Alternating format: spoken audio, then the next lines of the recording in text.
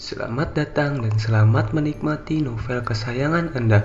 Sebelum kita mulai ke ceritanya, jangan lupa di-subscribe, like, dan komen ya. Terima kasih. Bab 3575 sampai bab 3578. Melihat bahwa Ye Chen tidak menerima permintaannya untuk belas kasihan, George buru-buru berkata lagi, "Tuan Ye, putra saya membuat kesalahan. Sebagai seorang ayah, saya pasti akan menemukan cara untuk menebusnya. Saya akan mencoba yang terbaik untuk memecahkan masalah. Tolong jangan lakukan ini." Ye Chen mengangguk dan berkata, "Karena Anda memiliki sikap ini, maka saya tidak akan berbicara omong kosong dengan Anda. Putra Anda berani mengadu saya, dan dia mengadu saya 3 miliar euro sekaligus, ditambah pesawat konsort. Ye Chen, saya tumbuh begitu tua, dan saya belum pernah bertemu seseorang yang begitu kejam. Bagaimana Anda berencana untuk menyelesaikan masalah ini?" George tiba-tiba berkeringat dingin di wajahnya, dan dia tidak menyangka putranya sendiri bisa begitu berani. 3 miliar euro sebuah pesawat konsort. Ini bukan perjudian, ini kanibalisme. Sebelum dia bisa memikirkan bagaimana memberi Ye Chen jawaban yang memuaskan, Ye Chen menjabat 2 miliar euro IOU di tangannya dan berkata dengan ringan, "Dan IOU ini ditulis oleh putramu dan berutang 2 miliar padaku. Bagaimana kabarmu? Berencana untuk melunasi hutang ini?" George segera menyekal keringatnya di kepalanya. Untuk jumlah yang begitu besar, dan pihak lain adalah keluarga Ye. Dia segera menyadari bahwa jika masalah ini tidak diselesaikan, putranya kemungkinan akan duduk dan memakainya. Apalagi besok adalah hari pernikahan dengan Olivia, dan jika William masuk, tidak akan ada apa-apa. Oleh karena itu, sekarang semuanya terfokus pada situasi keseluruhan. Jadi, George menggertakkan gigi dan berkata, "Tuan Ye, hutang 2 miliar euro ini, saya membayarnya kembali untuk putra saya. Tolong tuanku, tolong angkat tanganmu tinggi-tinggi." George sudah mengeluarkan banyak darah kali ini. 2 miliar euro, 20% dari total aset keluarganya, diberikan kepada Ye Chen sekaligus, dan kerugiannya sangat besar. Tapi sekarang dalam situasi ini, George tidak bisa tidak ragu. Setelah ragu-ragu sedikit, masalah ini mungkin tidak dapat diubah. Ye Chen tidak terlihat puas sama sekali jika ini, tetapi berkata dengan jijik, "Bahkan saat Anda membayar saya 2 miliar euro, itu hanya akan menyelesaikan hutang. Bagaimana dia bisa menyelesaikan masalah saya? Anda tahu, IOU ini ditulis hitam putih oleh putra Anda, dan juga ada sidik jarinya. Bahkan jika Anda pergi ke pengadilan, Anda harus mengembalikan uang itu kepada saya. Dan saya yakin, itu dari Eropa Utara, pengadilan pasti bisa membantu saya mendapatkan keadilan." Setelah berbicara, Ye Chen dengan sengaja menatap Olivia, dan kemudian berkata dengan keras, "Dan saya masih tidak tahu, apakah ada rekan William di antara kalian? Saya akan menyerahkan ini kepada pengadilan Nordik. Saya yakin mereka akan melakukannya." Bisa mengetahuinya, melihat bahwa Ye Chen ingin menusuk sesuatu, tekanan darah seluruh orang George yang gugup naik, dan otaknya pusing. Bukan hanya dia, bahkan Olivia akan pingsan. Dia berpikir dalam hati, dengan sangat gugup, "Kali ini, Ye Chen meskipun itu adalah ide William, saya mengetahuinya dari awal. Dan saya juga berdiskusi dengan William bahwa bahkan tempat kejahatan disediakan oleh saya. Bahkan saya sudah mengklarifikasi dengan William rasio 1 orang dengan setengah dari rampasan. Jadi pada tingkat hukum, saya pasti kaki tangannya." Jika Ye Chen benar-benar mengungkap masalah ini dan mentransfer masalah ini ke sistem peradilan, maka sistem peradilan harus terlebih dahulu menginterogasi William.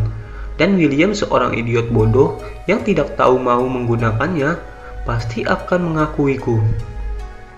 Jika diketahui bahwa calon ratu Eropa Utara akan menghasilkan banyak uang dari orang lain, maka saya pasti tidak akan memiliki kesempatan untuk mewarisi aturan.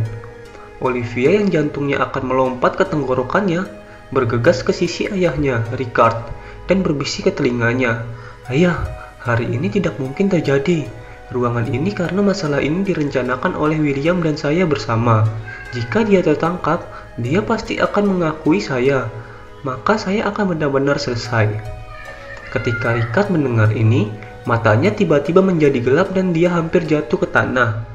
Dia akhirnya bangkit, menggertakkan giginya dan menatap Olivia, kemudian bertanya dengan suara rendah, "Otakmu terbuat dari apa?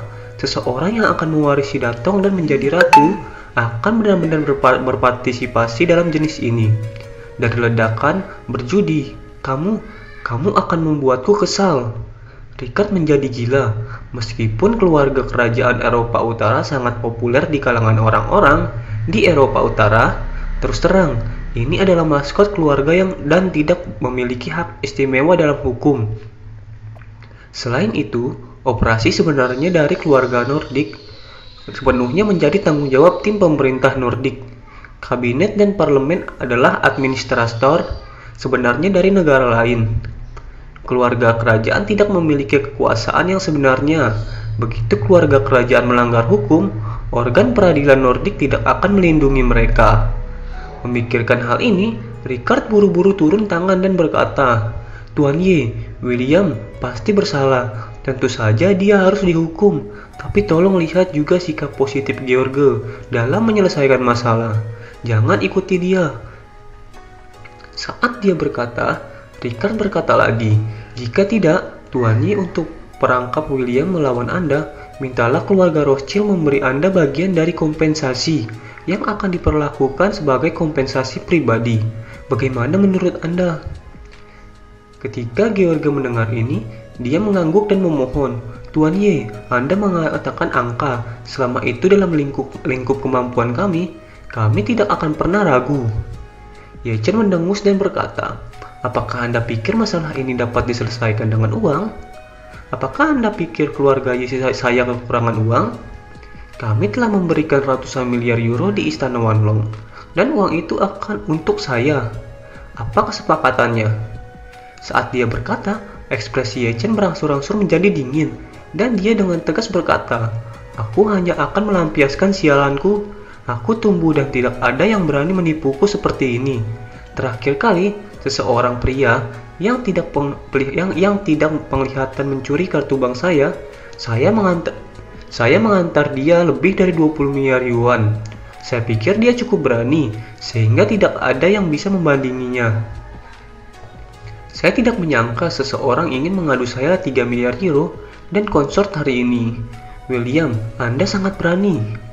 Ketika George mendengar ini, dia penuh semangat dan kemudian dia menendang William yang berlutut di tanah, lalu bergegas menarik ke arahnya dan menampar wajahnya bolak-balik 7 atau 8 tamparan besar. Sambil memukul, dia mengutuk, "Kamu adalah bajingan yang tidak berhasil dalam kesuksesan dan gagal dalam kegagalan. Aku harus mengalahkanmu sampai mati hari ini." Untuk membuat Tuan Ye menghela nafas, William dipukuli dengan Venus di matanya. Air mata mengalir, tetapi dia tidak berani mengatakan sepatah kata pun. Dia tahu bahwa dia telah menyebabkan bencana, dan jika dia tidak membuat Ye Chen puas hari ini, dia akan berakhir. Oleh karena itu, sekarang saya harus menggertakkan gigi dan bertahan dipukuli. Setelah George menampar 7 atau 8 tamparan, dia mengangkat kepalanya dan menatap Ye Chen. Melihat ekspresi Ye Chen, dia tidak peduli sama sekali. Jadi dia menggertakkan gigi dan menampar selusin kali, dan pipi William tersumbat. Melihat William akan koma, George harus berhenti dulu, lalu memohon kepada Ye Chen, "Tuan Ye, tidak ada cara untuk bertarung lagi. Jika Anda terus bertarung, William tidak akan bisa menahannya. Pernikahan besok. Sekarang, demi dia, sudah seperti ini, tolong maafkan dia sekali." Ye Chen mencibir, "Putramu menikam hal yang begitu besar, jadi kamu masih ingin menikah? Kamu memiliki hati yang besar. Saya mendorong Anda untuk bergegas dan mengumumkan penundaan pernikahan sebelum hari pernikahan. Tunggu sampai William dibebaskan dari penjara dan kemudian mendaftar ulang, maka Olivia akan tetap memiliki reputasi mutlak untuk kegilaan. Berbicara tentang ini, Ye Chen berkata dengan tatapan kerinduan. Pikirkan tentang itu, seorang gadis muda menunggu kekasihnya dibebaskan dari penjara. Menunggu sampai 7 atau 80. Kisah cinta yang menyentuh apa ini? Pada akhirnya, ketika dua pendatang baru berambut putih berjalan bersama dengan gemetar ke aula pernikahan dan mengumumkan kepada dunia bahwa mereka akhirnya mencapai hasil yang benar, semua orang akan tergerak oleh mereka. Jika Anda melihat contoh semacam ini di seluruh dunia, mungkin tidak ada yang kedua kan? Menurut saya, itu pasti bisa menjadi kisah cinta yang sebanding dengan Romeo dan Juliet.